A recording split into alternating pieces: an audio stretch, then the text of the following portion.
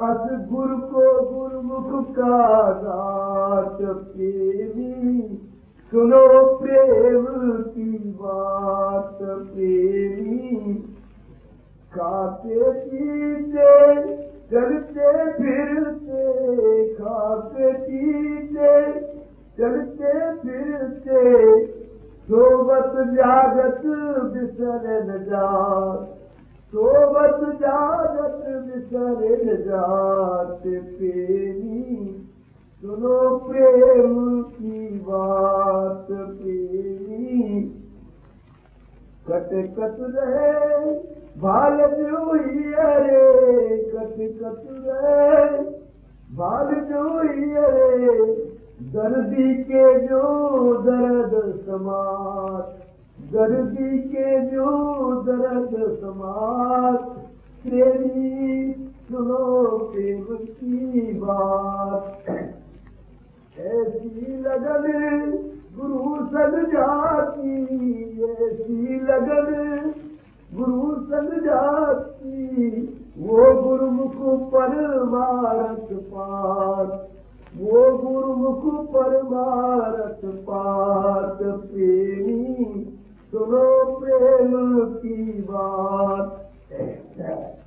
जब लग गुरु प्यारे नहीं ऐसे, जब लग गुरु प्यारे नहीं ऐसे, तब लग हिरनी जानो सा, तब लग हिरसी जानो सा, तब लग हिरसी जानो जा, प्रेमी सुनो प्रेम की बात।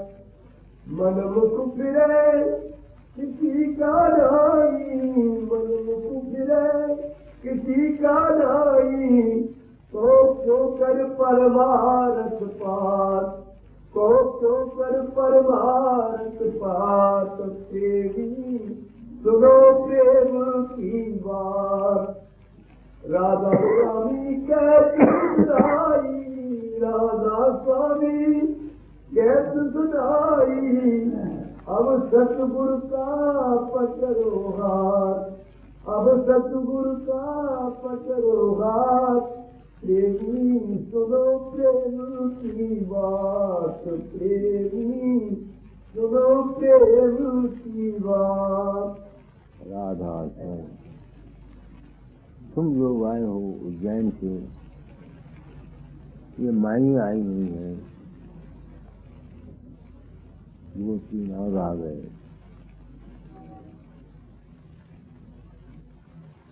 मैं अपनी आत्मा से सीखता,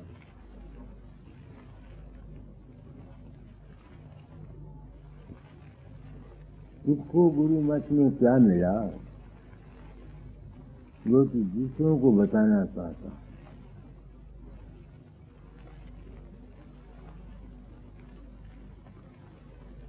मुझे एक सहारा मिला, एक सहारा मिला, सहारा।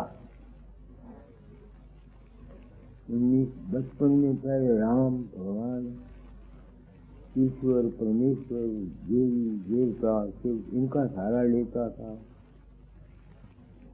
फिर मौज मुझको दाता के चरणों में ले आई, मैंने उनका सहारा लिया। तो जिस शख्स का सहारा कायम रहता है वो गुरुमुख है, जिसका सहारा टूट जाता है या बदलता रहता है वो मनमुख है।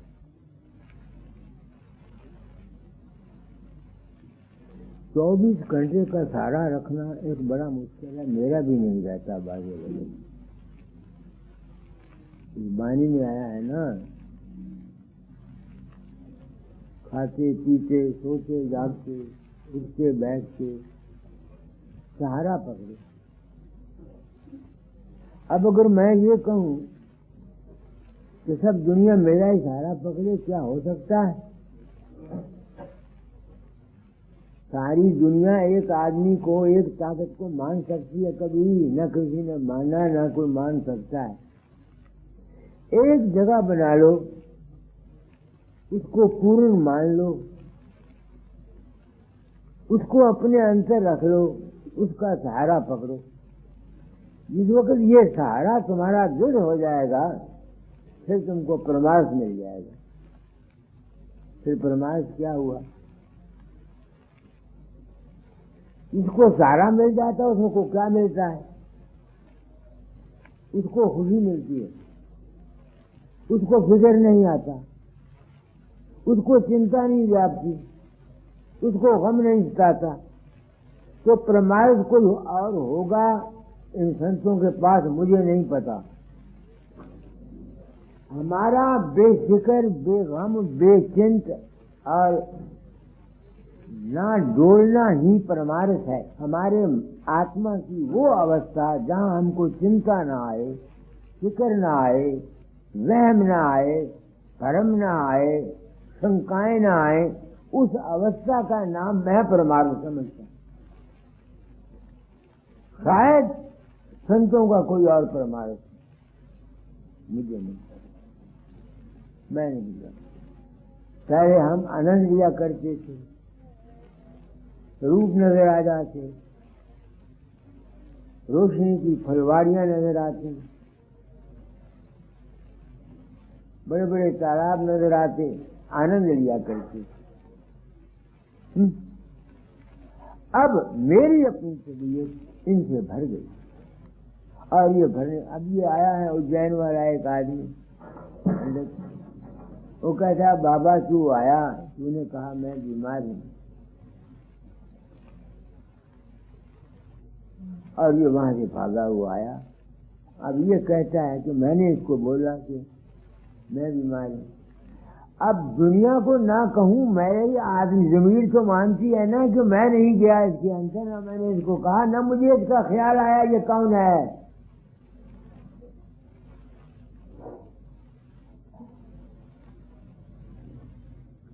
अगर तो ये है ना तो चलो मैं बीमार था, तो बीमारी की हालत में मुझको इसका ख्याल आ गया हो,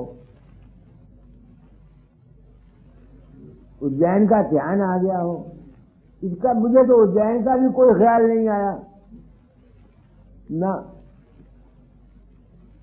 तो जब से ऐसी ऐसी बातें मैंने सुनी है, वो जो मन के मेरे चक्करों का हिसाब था वो चला गया। ये जितना खेल है तो आप तुम्हारे अपने ही विश्वास का है, अपनी श्रद्धा का है। ये ठीक है कि जो आदमी जिससे प्यार करता है उसकी बाबत वो जान सकता है, जिसको मैं जानता। मैंने आपको बोला कि मुझे कुत्ता लड़ा था यहाँ, 7-8 साल, आपको याद है कि नहीं? जब कुत्ता लड़ा था तो डॉक्टर के पास गया, उसने क्या कुत्ते को बांध दो, 7 दिन तक अगर कुछ ना हो कुत्ते को तो उसका मतलब है कुत्ता हल्का नहीं है। आपको भी याद होगा जब कुत्ता लड़ा था तो उसका जोगिंदर का बाप करमचंद संगई में था, उसने अपने अंतर में देखा बाबे को कुत्ता लड़ा, वो भागा हुआ मेरे पास 3 दिन 4 दिन आया, मुझे कहता महाराज मैंने ऐसा दृश्य देखा। मैंने कहा पे लड़ा। अब मैं दुनिया को ये कहना चाहता हूं, बजाय तुम इसके कि फकीर चंद के साथ प्रेम करो या किसी और आदमी के साथ प्रेम करो, बहुत तुम्हें सीधी सबकी पता लग जाएगा कि वो बीमार है कि राजी है कि कहाँ जा रहा है कहाँ आ रहा है। क्यों नहीं तुम उस सच्चे सदगुरु से प्यार करते जो सब दुनिया का मालिक है। अगर तुम उससे प्रेम करना सीख जाओ तो जितना तुम मेरे मुताबिक लिहाज कर सके कि मैं बीमार हूं, तुमको यही पता जाएगा कि मालिक दुनिया में क्या कुछ कर रहा है, तुमको कुदरत का ज्ञान हो जाएगा। तो फकीर का साथ प्रेम करने से तुमको क्या मिलेगा? फकीर चंद की बात के साथ प्रेम करो, फिर से तुम्हारी मेहरबानी है। ये माई आई है, अब तुम देखो, एक माई आई है वो बीमार, मैं गया प्रसाद ले गया, वो राजी होगी। बहुत देर से बीमार की मुझे याद आता है। अब वो खान ले आई, चावल ले आई, दालें ले आई, रजाई ले आई, सिराना ले आया, बिस्तरा ले आई, कपड़े ले आई। बहुत है। उसके साथ एक माई और आई हुई है, वो कहती है बाबा जी लड़के की शादी थी, वहाँ फलाना आदमी मर गया, मेरे जेठ का पोता मर गया, उसके 5 बच्चे आ गए, बहुत दुख उठाया। अब मैं सोचता हूँ कि अगर मैंने उसको राजी किया है तो मैं इसकी शादी के मौके पर ऐसे उपद्रव को क्यों नहीं रोक सका। मुझे गुरु बनने की हावत नहीं है, ना मैं झूठा मान चाहता हूँ, ना मैं झूठी इज्जत चाहता हूँ। मैंने प्रण किया था अपने जीवन का अनुभव कि जब इस लाइन पर आया तो ये बानी परी संतों की बड़ी रोचक, बड़ी ध्यानिक, बड़ी बड़ी बातें। अंत समय में गुरु आके तुमको ले जाता है। अब जीव बेचारे इसी वहम में पड़े रहते हैं और ब्यास में हर महीने जाते हैं या हुशियारपुर या आगे रुपयों की ढेरी करते रहते हैं। तो बाबा जी हमको अंत समय में आके ले जाएंगे। कैसे मालूम? तुम्हारे उज्जैन में पार्वती का साथ मरी जाके नहीं मरी है? मरते समय वो कहती है बाबा सावन सिंह आ गया, फिर कहती है बाबा जगत सिंह आ गया, फिर कहती है प्रकाश में बाबा फकीर आ गया। वो मुझे सामने दिखा रहा है, वो बाग बड़ा सुंदर, उसमें एक बड़ी कुटिया है, वहाँ ले जाओ। वहाँ कहता है तुमको ले जाऊंगा। और उसने राधा स्वामी कहा प्राण छोड़िए। अब जब मैं ऐसी बातें सुनता हूँ तो मैं भी ब्राह्मण का बच्चा हूँ, ब्राह्मणी का जाया हूँ, फकीर हूँ। आत्मा से पूछता हूँ क्यों ब्यासा रहने के लिए? मुझे नहीं पता, मुझे नहीं पता ये क्या खेल है। तुम उज्जैन से आए हो, ब्राह्मण हो, मैं तुम्हारी आंखों में मिट्टी नहीं डालना चाहता, मैं तुमको धोखा देना चाहता हूँ। ये ठीक है कि मेरी सास बयानी से तुम्हारा जो अज्ञान का आनंद का प्रेम है, अज्ञान का जो आनंद का प्रेम है उसको धक्का पहुंचता है, इसको मैं जानता हूं। मगर ये अज्ञान का प्रेम बर्बाद कर देता है। तुम देखो सस्ती पुन्नू, सस्ती ने अज्ञान का प्रेम पुन्नू से किया। वो पुन्नू को प्रेम नहीं करती थी, वो तो अपने आत्मा को प्रेम करती थी, क्योंकि उसको पता नहीं था, छलों में मर गई।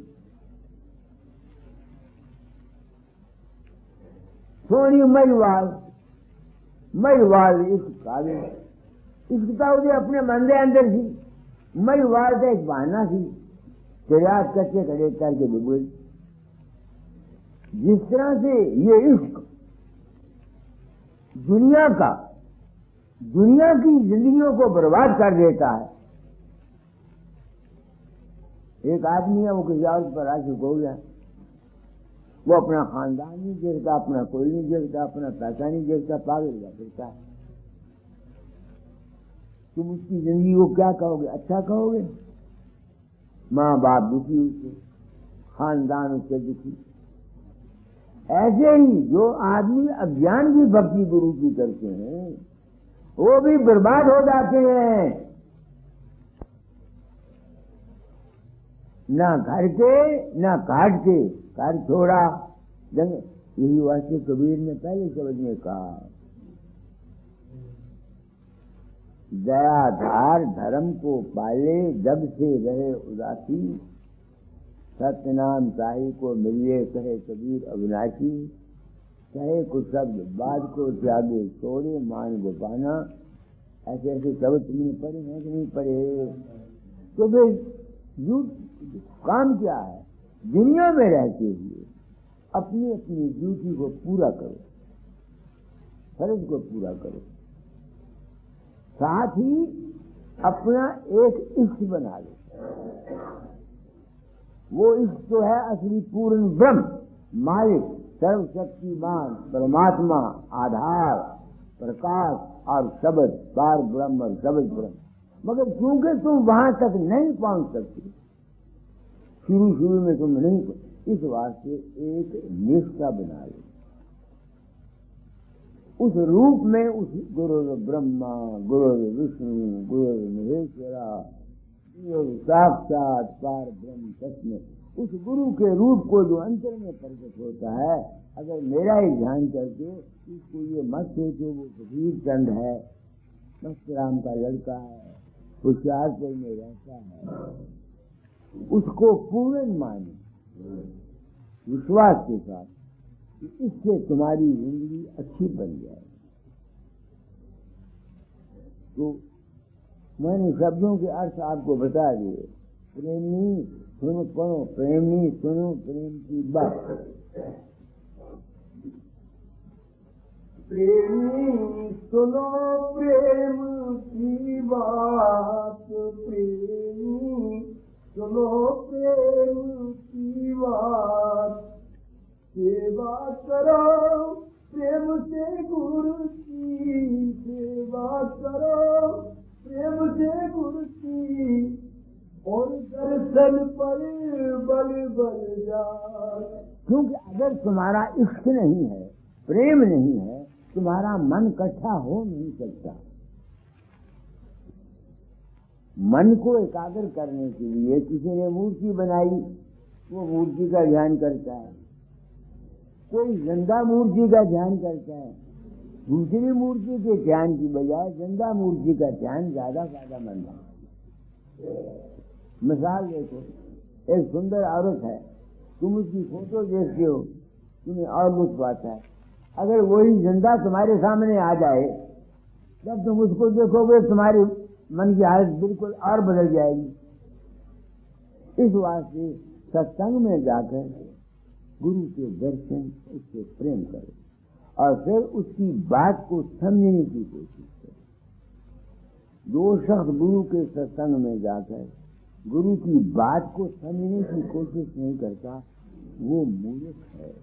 मगर शुरू शुरू में बात समझी नहीं जाती। जिस तरह से लड़का को हम बच्चे को स्कूल में भेजते हैं, क्या वो एक ही दिन इल्म सीख सकता है?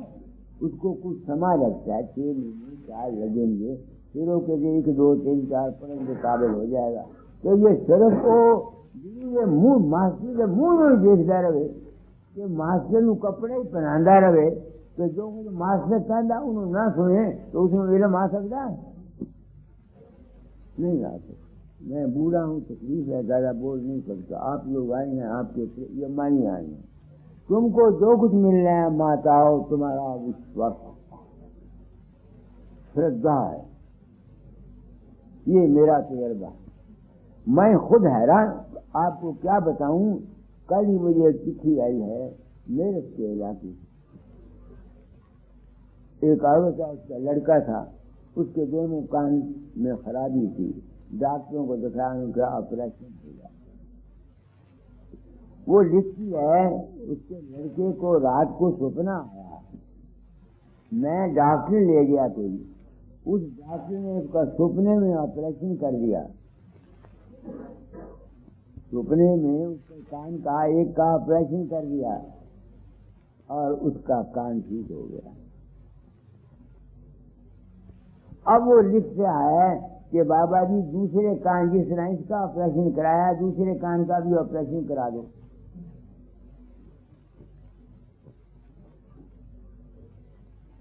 अब मैं तो गया नहीं, इससे मैं किस नतीजे पर आया? मैं किस नतीजे पर आया हूं कि इंसान के मन के अंदर तमाम ताकतें फैली हुई, इंसान पूर्ण और वासना है, इच्छा है, इसके मुताबिक तुम्हारे मन में तमाम ताकतें भरी हुई। इस वास्ते मैंने ये आवाज उठाई है कि बुरी बात मत सोचो, हमेशा आशावादी रहो, किसी परिवार वाले का बुरा मत चाहो, अपना बुरा मत चाहो, हमेशा शिव संकल्प रखो। अब देखो ये एक नई चीज है कि नहीं है, ये ऑपरेशन था उसका सपने में हुआ और कान उसका अच्छा हो गया। क्या मामला है? मेरी दिमाग नहीं काम करता। तुम कहोगे मैंने किया, आग लगे इस गुरुवाई को, मैं तो 4 दिन की जिंदगी में सूखा मान लेना नहीं चाहता।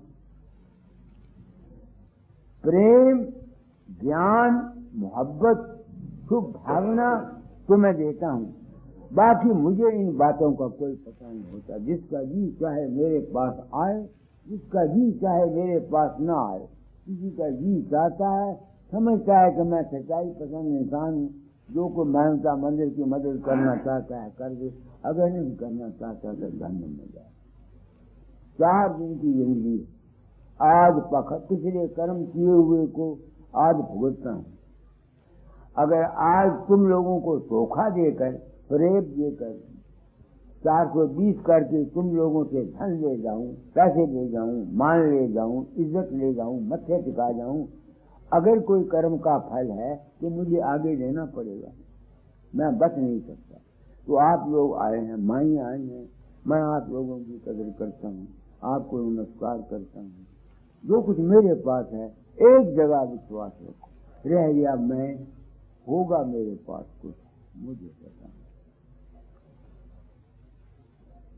पता नहीं, मैं नहीं जानता। अगर कुछ मेरे पास ताकत है, अगर है तो मैं सच्चे दिल से चाहता हूँ, तुम उज्जैन वाले हो, तुम लोग आए हो, तुम्हारा कल्याण हो, तुम्हारे मन को शांति मिले, तुम्हारी सेहत ठीक रहे, तुमको रोटी खाने को मिले, पहनने को कपड़ा मिले, और मैं क्या कर सकता हूँ?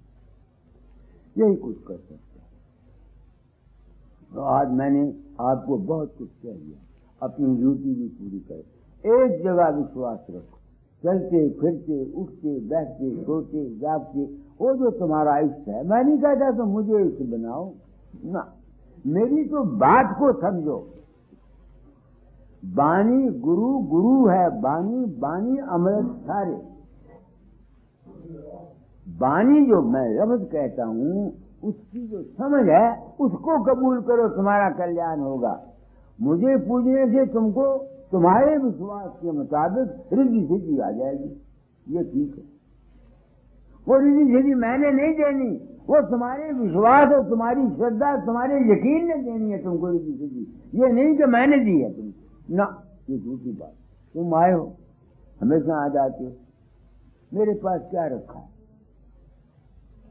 क्या रखा है मेरे पास जो मैं तुमको दूं? मेरे पास सत्य ज्ञान है, इस वास्ते मैं सच्चा ज्ञान देता हूं। और अगर कोई अपने घर जाना चाहता है तो भाई सिवाय प्रकाश के और शब्द के और कुछ नहीं, वही पार ब्रह्म है, वही शब्द ब्रह्म है। साधन करो, अगर तुम्हारे कर्म में है तो प्रकाश और शब्द को पकड़ो, यही गर्भ पुराण कहता है। तुमको प्रवृत्ति भी बता दी और निवृत्ति भी बता दी, सबको राधा स्वामी। क्या टाइम हो गया?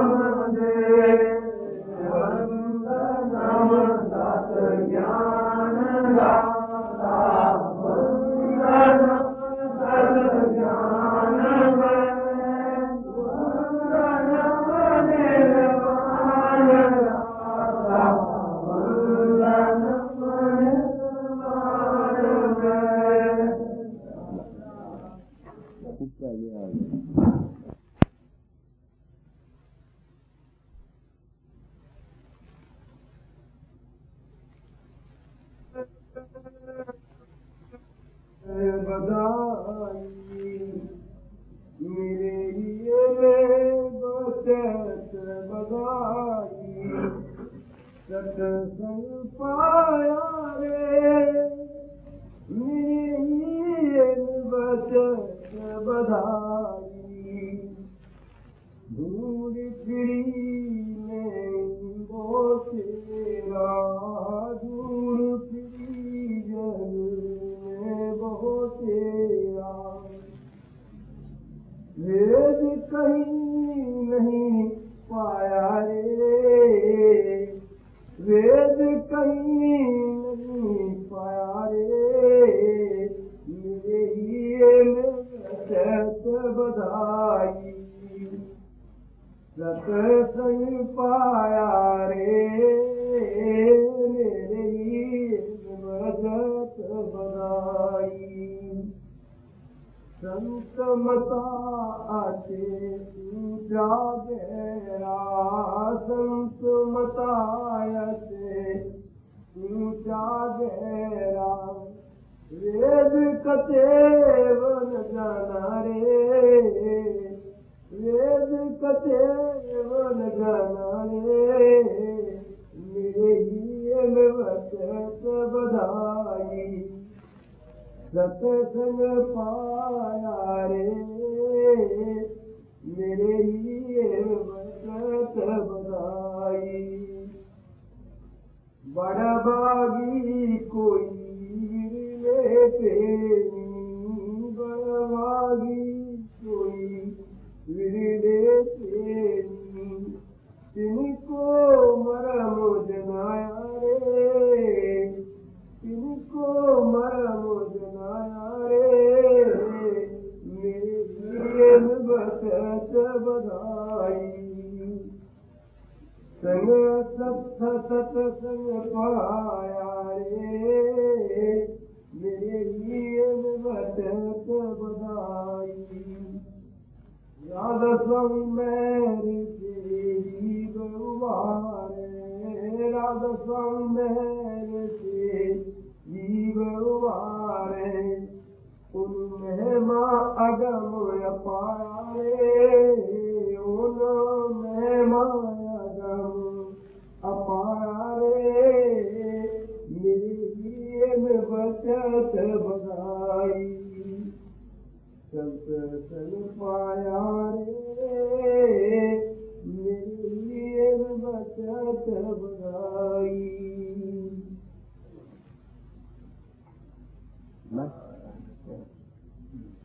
और पर गो कोई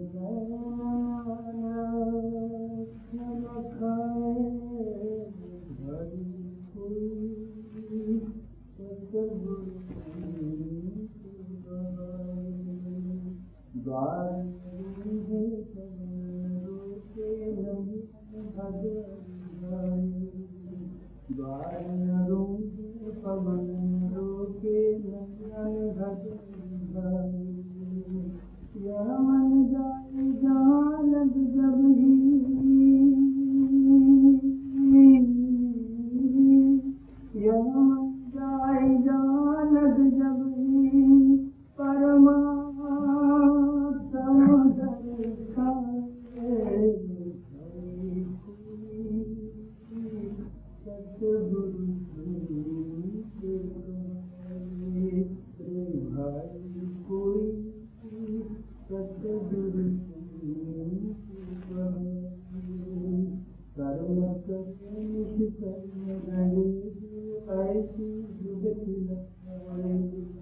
कर्म करे कर्म ऐसी जुगति प्राण बुझ क्रिया से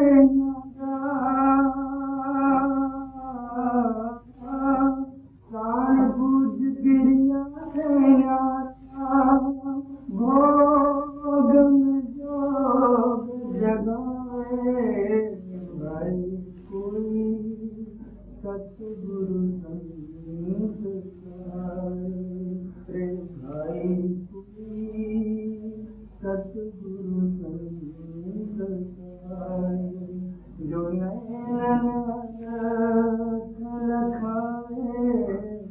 भाई कोई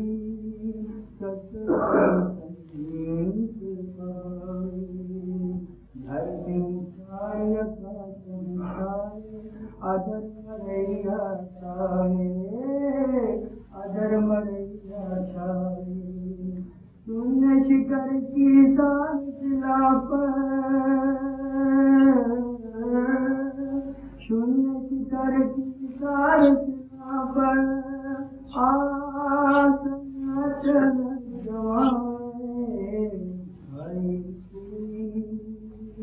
सतगुरु भाई कोई सतगुरु जो नैन खाए भाई कोई सतगुरु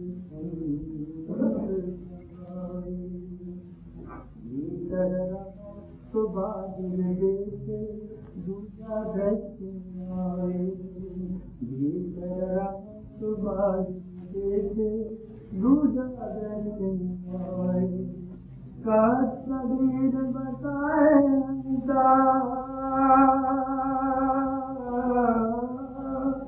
कहत कबीर बताए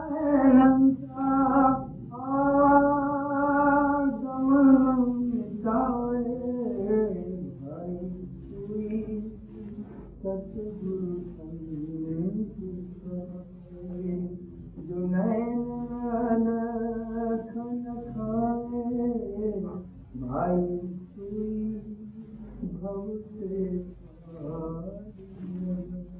इसी जगत को पढ़ो, क्या नाम सुना है वो तुम पढ़ चुके हो।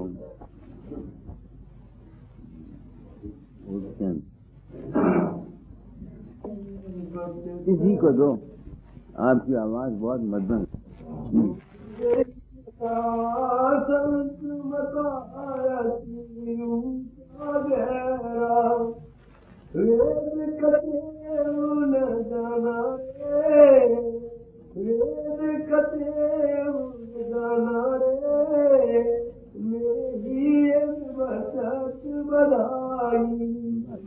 राधा स्वामी, अब तुम देखो, ब्राह्मण हो, मैं भी ब्राह्मण हूँ, वेदों और देवों को मानने वाला।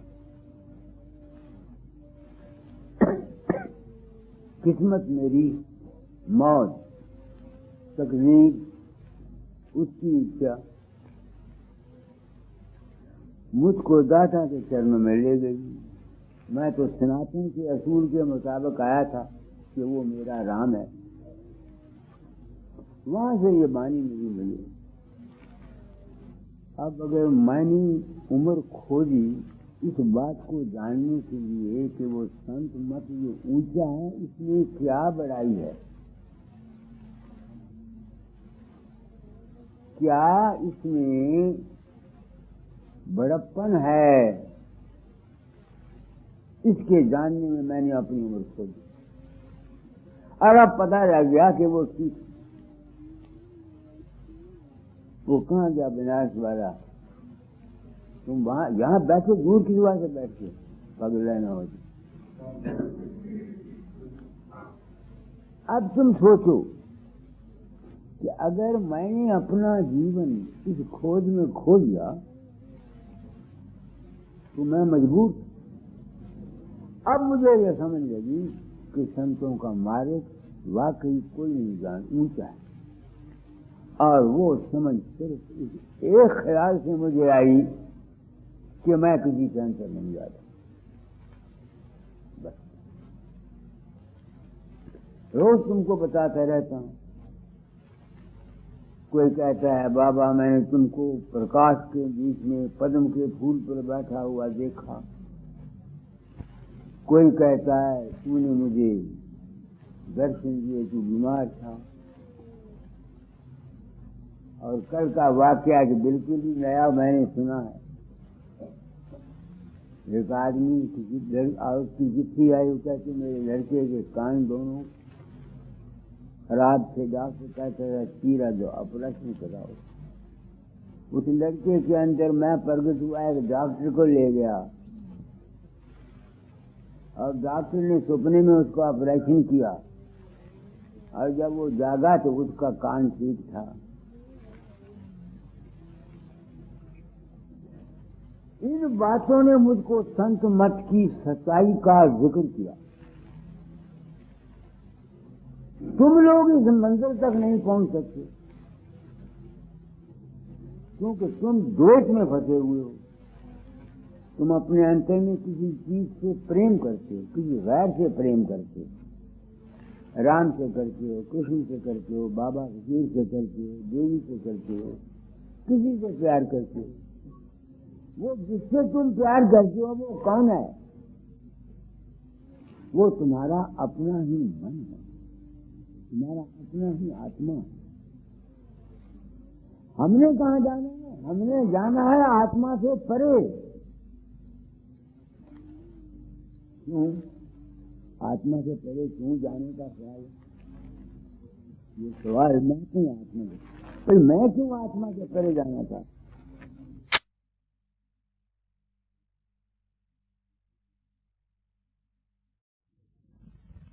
कल को मालूम नहीं थी और क्या तकलीफ हो, ये तो भगवान के हाथ में। पैदा होने की तकलीफ, दुनिया में रिश्तेदार मर जाते हैं, चिंताएं आती हैं, ये संसार दुख की खानी है। तो जो आदमी इस दुनिया से बचना चाहता है कि मैं मूर्ख के आवागमन में ना हूं, मैं अपनी आत्मा से पूछता हूं, संतों के हाँ में हाँ नहीं मिलाता। क्या कोई तरीका ऐसा है जिससे हम आवागमन में न आए? ये एक सवाल। आवागमन कब आएगा? जब हमारे सोच का, हमारा जो असल में हम है, हमारा ताल्लुक किसी दूसरी चीज से होगा।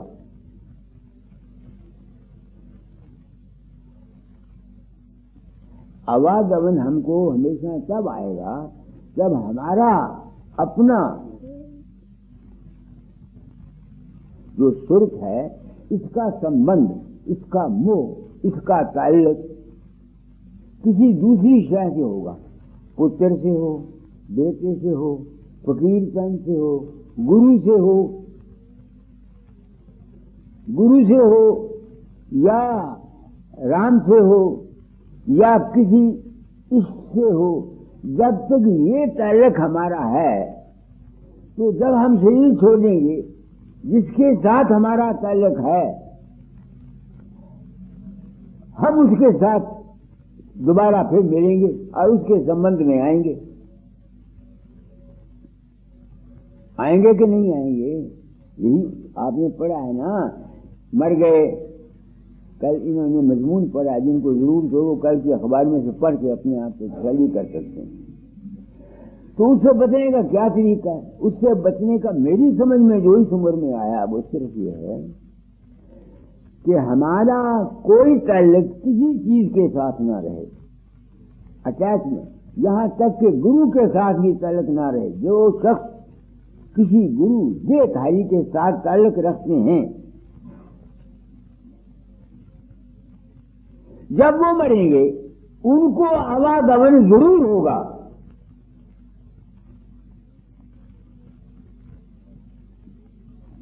जो मैंने समझा, ये और बात है कि उसका आवागमन अच्छा हो। ये भी हो सकता है कि अगर किसी का ताल्लुक फकीर चंद के साथ है या किसी आदमी के साथ है, तो जिस देश में वो जाएगा मर के, वहां वो जाएगा। ये हो सकता है, इसको तो मैं मानने को तैयार हूं। इसलिए कबीर का शब्द तुमने पढ़ा है, सदगुरु की ड्यूटी क्या है? वही किताब पढ़ो जो इसने समझ पढ़ा था, उसको पढ़ो। तुम्हारी आवाज होती आज दूर नहीं जाएगी। भाई कोई सदगुरु अलख लिखावे, तो सदगुरु की ड्यूटी ये है कि वो तुमको अलख लिखा दे। तुम लोग जो बाबा सावन सिंह या फकीर चंद या किसी के साथ ही सारी जिंदगी बंधे रहते हो, वो पूछते रहते हो तुम्हारा आवागमन नहीं छूट सकता। मैं क्या कह रहा हूं? भाई को क्या समझ पाया? तो फिर वो जिस चीज को तुम देखते हो वो अलग हिस्सा ना हुआ।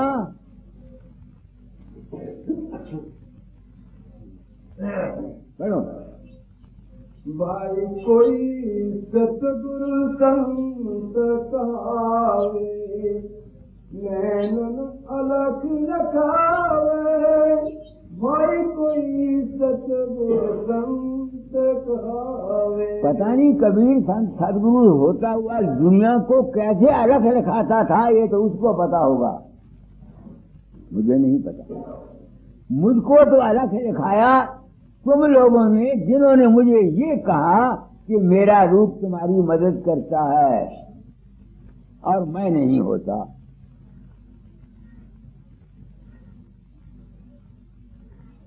अब साधन क्या करता हूं? अभी तक तो मैं जा नहीं सकता हूं, चलता रहता हूं और जो कुछ मेरे सामने नजर आता है उसको छोड़ता जाता हूं,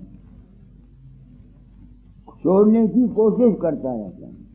तो जो चीज जब मैं जो कुछ भी मेरे सामने आएगा उसको मैं देखूं, वो मेरे सामने नहीं आएगा, तो जो कुछ बाकी रह जाएगा वो क्या होगा? अलग ही होगा ना, जिसको कोई रख नहीं सकता।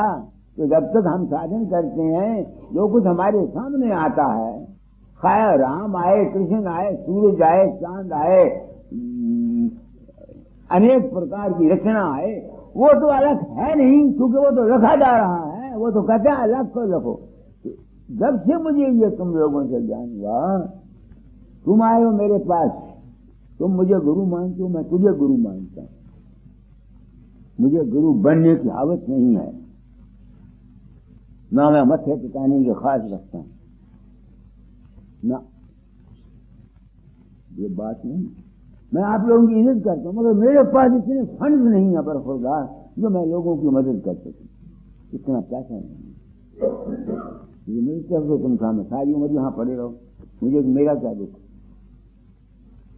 मैं सदगुरु को दर्शन रोज करता रहूंगा। अलग को कैसे रखा है?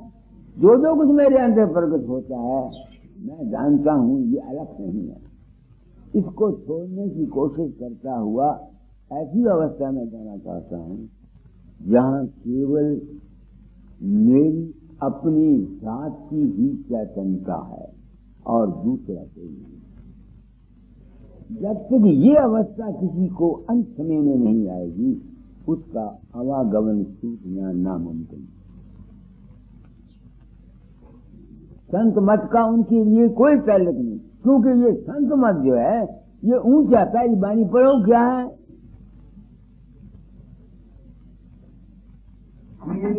ये में बचत बधाई, सत्संग पाया रे मेरे लिए बचत बधाई। ये हजूर महाराज कहते हैं कि स्वामी जी की बातें उन्होंने समझी, मेरे हृदय में खुशी पैदा होती है।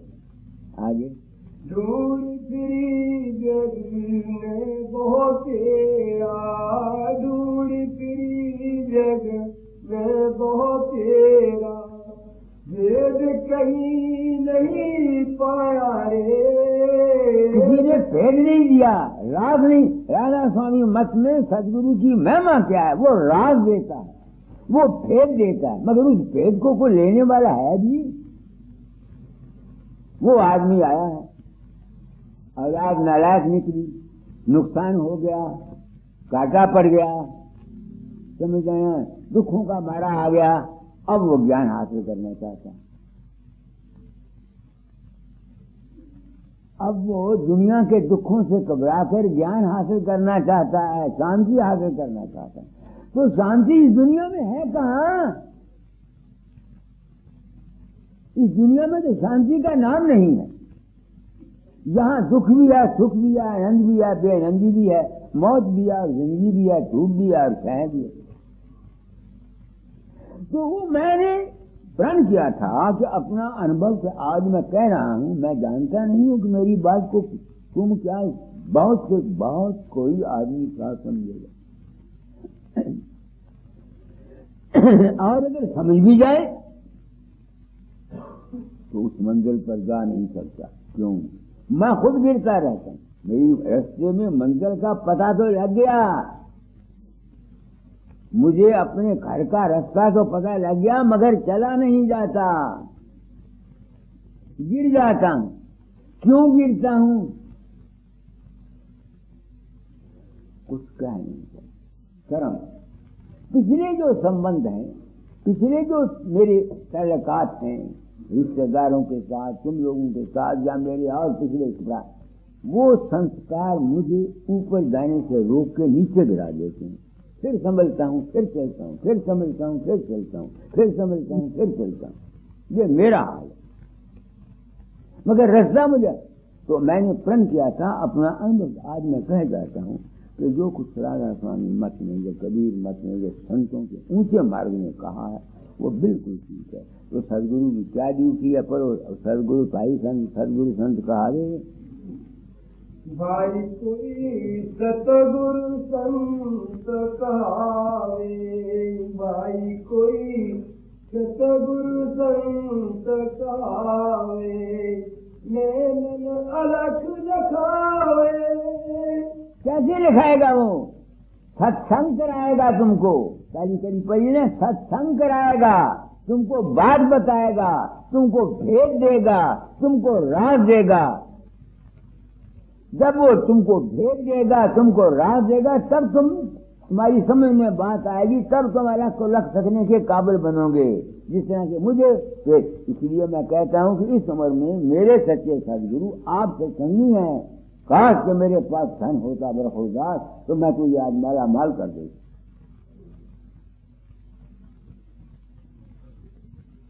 तुम लोग मेरे सदगुरु, अगर ये ज्ञान मुझको न होता तो मैं शायद पागल बन के फिरता रहता।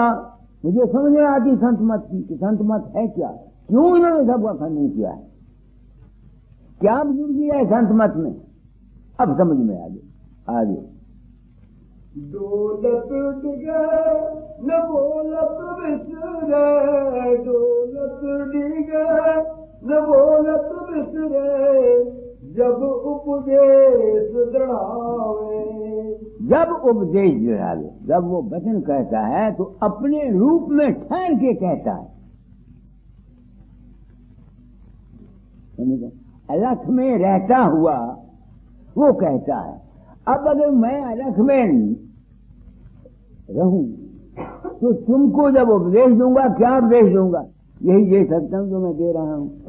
अलग पे जो तुमको पढ़ाने दे रहा, सारी मंजिलें तो अब मैं पढ़ा नहीं सकता अगर मैं अलग में रह के बोलूं तो। अगर दुनिया की बातें बोलूं तो फिर मैं डोलूंगा, अपनी मंजिल से गिरूंगा।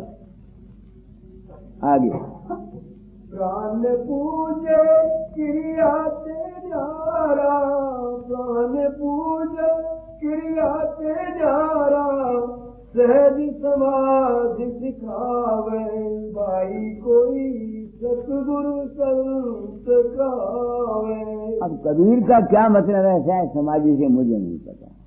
शायद समाधि का ये मतलब है, जहां तक मैं सोचता हूं, मैं जहां बैठा हुआ हूं, मुझे पता है, फर्ज करो कि मंदिर मेरा नहीं, होशियारपुर मेरा नहीं, मेरा घर यहां नहीं है, मैं किसी और जगह गया नहीं है। जब मैं यहां आऊंगा, यहां जब किसी मकान को आग लगेगी या कोई मरेगा या कोई खुशी होगी, क्या मुझे उसका गम होगा? नहीं ना होगा। क्यों ना खुशी? क्योंकि मैं जानता हूं कि मेरा घर ये नहीं है। तो जो शख्स इस अवस्था में रहता है वो दुनिया में रहता हुआ वो सब कुछ होता रहता है, कोई मरता है, कोई जन्मता है, कोई बीमार होता है, कोई कुछ होता है, वो जानता हुआ कि भाई ये तो है नहीं। उसकी वो जो मन है, सुरत है, वो विचलित नहीं है। इस सुरत का विचलित न होना ही शायद समाज है। मैंने जो समझा शायद कबीर की शायद समाज कोई और हो, मुझको नहीं पता। मैंने शायद समाधि की आपको मिसाल दी, लड़कों ने कितना उपद्रव मचाया, यहाँ सीख रहे, हमें कोई चिंता तो नहीं जाती। वो थोड़ा बहुत पंजाब के साथ हमारा मोह है, ये समझते हैं कि पंजाब देश हमारा है, इसलिए थोड़ी चिंता हमको हुई। समझ में बात आती है ना। अगर ये यकीन होता कि हम पंजाब के रहने वाले नहीं तो हमें कुछ ना, पाकिस्तान में क्या कुछ हो जाता, आपको चिंता आती है? वियतनाम में क्या कुछ हो रहा है, आपको चिंता आती है? क्यों नहीं आती? क्योंकि तुमको अपने रूप का ज्ञान है कि तुम जहां से रहने वाले नहीं। तो जो सदगुरु को ये यकीन हो जाता है कि भाई मेरा तो ये घर नहीं है, वो मेरा घर है, वो शायद समाज में रह सकता है। मैं अपनी बाबत जानता हूं, और कोई तरीका शायद समाज में रहने का हो, इसलिए ज्ञान के बिना शायद समाज ही नहीं आती, और योग के बिना ज्ञान नहीं होता। आगे द्वार न रूंदे पवन न रोके, द्वार न रूंदे पवन न रोके, नहीं अनहद अरुझा। ये देखो, वो कहता है अनहद के पीछे भी नहीं फिरता है, वो कब्र के पीछे भी में चक्कर नहीं मारता। क्यों? तो उसको अपने रूप का ज्ञान हुआ होता है। मुझे पता नहीं कबीर को क्या ज्ञान हुआ, दाता क्या, मैं अपनी बाबत जानता हूँ, साधन करता रहता हूँ। रूप रंग आते हैं मेरे सामने, अब भी पुराने जो संस्कार हैं वो जागते हैं साधन में मेरे अंदर, उनको काटता रहता हूँ। तो उस चीज की तलाश में रहता हूँ जो प्रकाश में रहती है, प्रकाश को देखती है, शब्द में रहती है, शब्द को सुनती है। वो जो अवस्था है वो है हमारा अपना रूप। हम इस दुनिया में शरीर के धारण करने वाले, तो जिसको ये ज्ञान हो जाता है वो शब्द की भी वही हैसियत समझता है जो प्रकाश की समझता है, या जो दुनिया की है। ये तो प्रकृतिक खेल है, आएंगे आते रहेंगे, जब तक तो शरीर है शब्द भी आएगा, प्रकाश भी आएगा, मन भी फुरना फुरेगा, जिस्म में दर्द भी होती रहेगी, ये होता रहता है। मगर उसको चूंकि ज्ञान हो जाता है, इस वास्ते उसमें फंसता नहीं। मैं इस अवस्था का नाम सहज समाधि, इसको बोलते हैं सहज ज्ञान। आगे ये मन जाए जहाँ लगे जबुई, ये मन जाए जहाँ लगे जबुई, परमारथ दर्शावे। क्यों परमारथ? उसको ज्ञान हो जाता है कि मन का स्वभाव है, नहीं समझ में आती है। जब तक तुम्हारे पास मन है, जिस किस्म की तुम्हारी प्रकृति है, वो तो वैसा सोचेगा, फिर वो चिंता नहीं करता।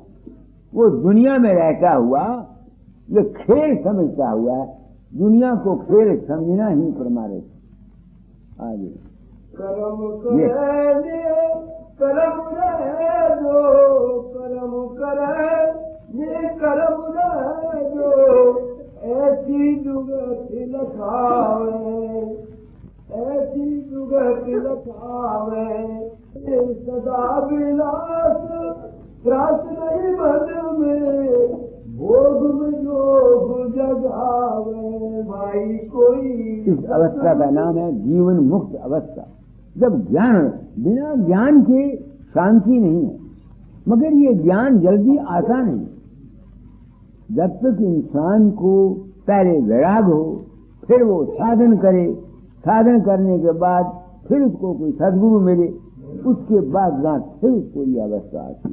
आगे धरती जागे आकाशों जागे, धरती जागे आकाशों जागे, अधर बढ़ैया छावे, अधर बढ़ैया छावे। अधर मरैया क्या है कबीर को पता होगा, अपना रूप ही अधर मरैया है, अपना सेल्फ। आगे सुनित करके सार सदा पर, सुनित करके सार सदा पर, आसन अचल जमावे। भाई कोई सतगुरु संत का, सुन वो अवस्था जहाँ मन संकल्प नहीं करता, वहाँ ठहरे। हाँ भीतर रात बाहर देखे, भीतर रात बाहर देखे, दूजा दृष्टि में आवे, दूजा दृष्टि न अर्जुन को कहते हैं बाबा फकीर हमको नजर आता है, वहां आया, वो तो दूजा है। ये मन की एक बीमारी है। क्या कह रहा हूं?